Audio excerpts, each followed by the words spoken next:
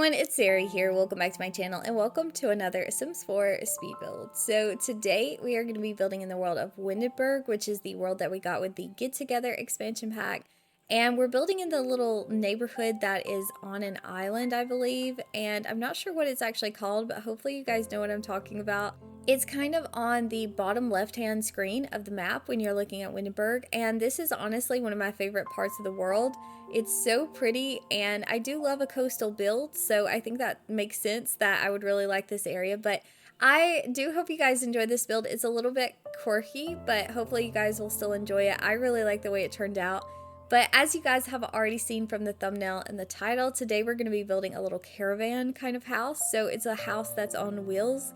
And originally I was just going to start building from the ground up, and then I decided that I really did need to probably put it on the little trailer that we have in the debug or the live edit menu, because I felt like the wheels were necessary to make it look a little bit more realistic. So I did change that, and I ended up placing everything on the second floor and then just using those arrow keys that pop up when you click on the room to drag it down to where it was right above the trailer, so it kind of looks like it was sitting on there. And I think that trailer is actually a boat trailer if you guys are ever trying to find it. I'm thinking it's in the live edit menu, but I'm not 100% sure. It could be debug, but I think it's actually meant to be a boat trailer because it's quite long. But I did end up adding that in just to add a little bit more realism, and then I swapped the cars out to a little yellow car instead of the blue truck, which I love that little blue truck. I think I use it quite often when I'm pulling cars out of the debug menu because I just really like the color of it.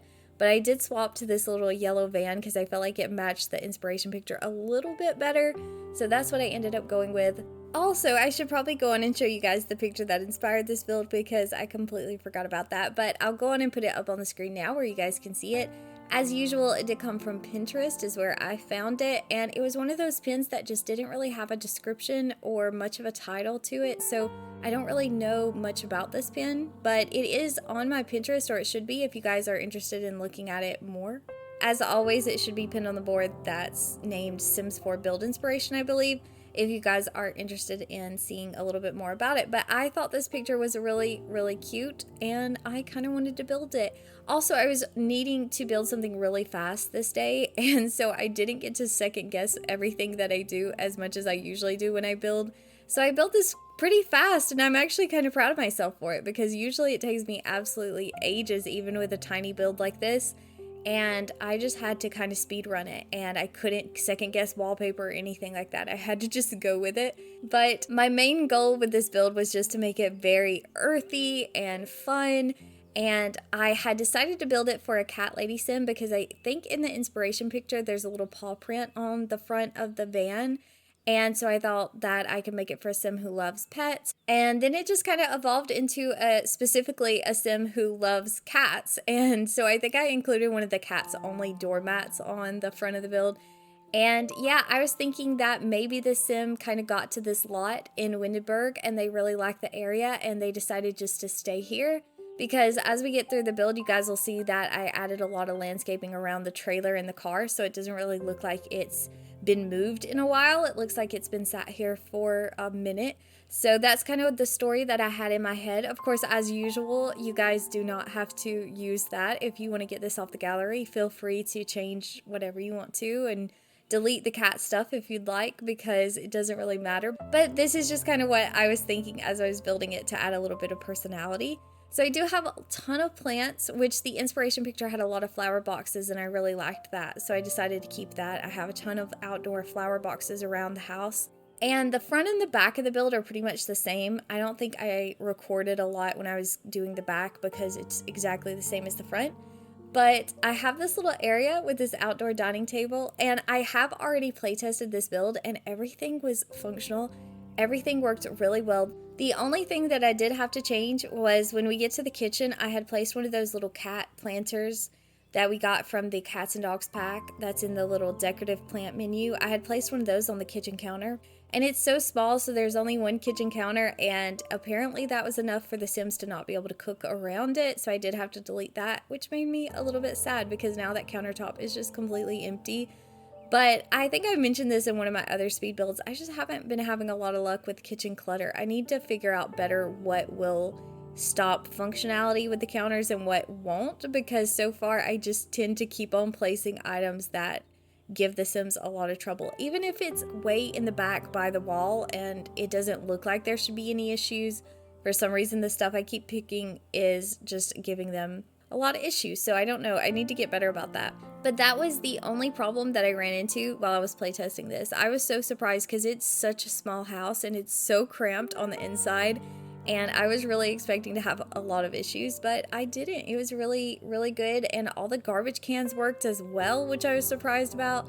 The little outdoor table out there was perfectly fine and worked out, and yeah, I was just really surprised. But for the landscaping, I did use a bunch of the get-together stuff, of course, which that stuff is just absolutely beautiful in my opinion. I just think they did such a good job with the landscaping items for get together. I always want to use them, sometimes even when I'm not in this world. But this little top area, I had so much trouble placing this fence because I don't know if you guys have ever noticed this, and I don't know if it's all of the debug fences, but sometimes when you go to try to move them around with move objects, they just go absolutely wild, and this was one of them that was doing that, and so I had a little bit of trouble with that. So I ended up having to kind of just place it down and not move it at all. I used T.O.O.L to move it around a little bit, but I didn't rotate it or anything like that because they just go crazy when you try to move those things. I really do like that little detail on the roof though. Of course it's just for decoration, but I did include a little lamp up there that I think was from Outdoor Retreat. And I also placed a little telescope up there, and of course it's not functional because there's no way for your Sims to get out to that area.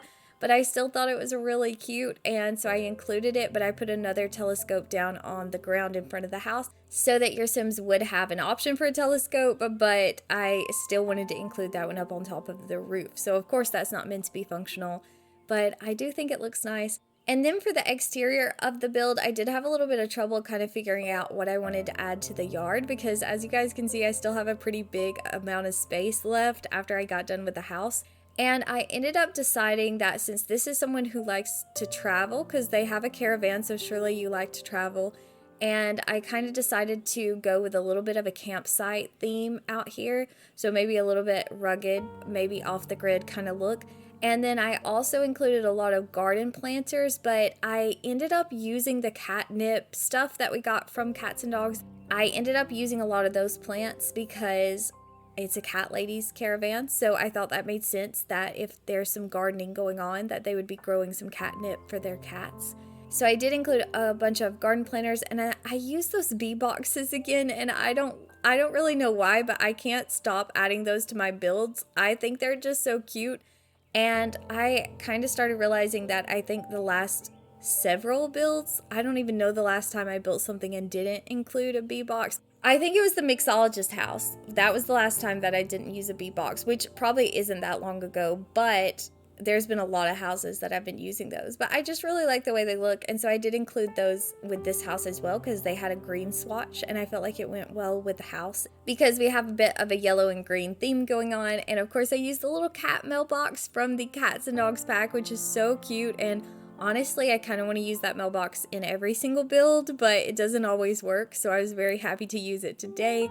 And then I have this kind of outdoor seating area, and I included one of the fire pits from the Outdoor Retreat pack and a tent as well, just for some outdoor activities and, like I said, camping vibes, a little bit of a roughing it kind of look. And I mean, of course, this is more like a permanent campground because, like I said, the car hasn't been moved and you can tell that everything's growing up around it, but that was the vibe I was going for. I just couldn't come up with anything else to do for the exterior. And I did include some picnic tables as well and an outdoor grill, but I did manage to get a kitchen into this house. When I actually get up to the second floor, which is where the bedroom is, I thought about not including a kitchen because I was gonna do a double bed, but if I included the double bed, then I wasn't going to have enough room for the kitchen, so I ended up going with a single bed, so this house is only big enough for one Sim. But I think it's worth it because I feel like kitchens are just really important to gameplay for the most part, and so I decided to include the kitchen. But this first floor is just a living area. I have this little area over by the window that has one of the little cat towers that your cat can sit on, or however many cats this Sim has. I put that over by the window because, of course, cats absolutely love sitting in the sunshine and the windows And so I put that there just with a little accent table and some clutter. And then I included a fireplace because I think I had an outdoor chimney. I'm not sure about that, but I feel like I did. And then I have a TV, of course, and just a little couch. So this is just a little living area. I also put one litter box down here, which I nearly forgot. And I put some cat bowls as well, or food bowls. And I think that's pretty much it for the living room. And then the second floor has a bathroom and a bedroom and a kitchen, like I was mentioning. And then the second floor also goes out onto that patio. And the bathroom is so small. It's a 1x3 tile room. So all I could put in here was the toilet and the shower. And then the sink is actually going to be right outside the room. But there is a sink. I did get that in there. And there isn't a mirror above the sink because there's actually going to be a window. But I did get one of the mirrors in there as well by the bed. It's one of the ones that are like standing up. I'm not sure what they're called right now. I've went completely blank on that. But I do include a mirror. I'm pretty sure that I managed to get all the necessities in this house. I feel like I got everything that you need in here, but it's just very cramped. But like I said, I have play tested it and it all worked out pretty well. I was very surprised because it is a very small space. And also, I've been meaning to mention this, I think, in the last few builds that I've done, and I keep on forgetting.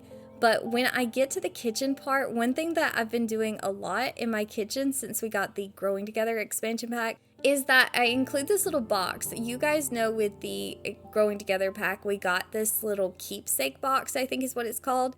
And it's these tiny little boxes, and I think it's supposed to be some kind of memory box for maybe elder Sims who have passed away or something like that. I've never actually used it in gameplay. But to me, when I look at that little box, I feel like it looks like a recipe holder, or it could work as a recipe holder. I mean, that's not what it's intended to be, but I feel like it looks like that. So in the last few kitchens I've done, I've been including that little memory box or keepsake box it's somewhere in the kitchen because to me it looks like a little recipe holder. So if you guys ever see me do that, that's what I'm going for.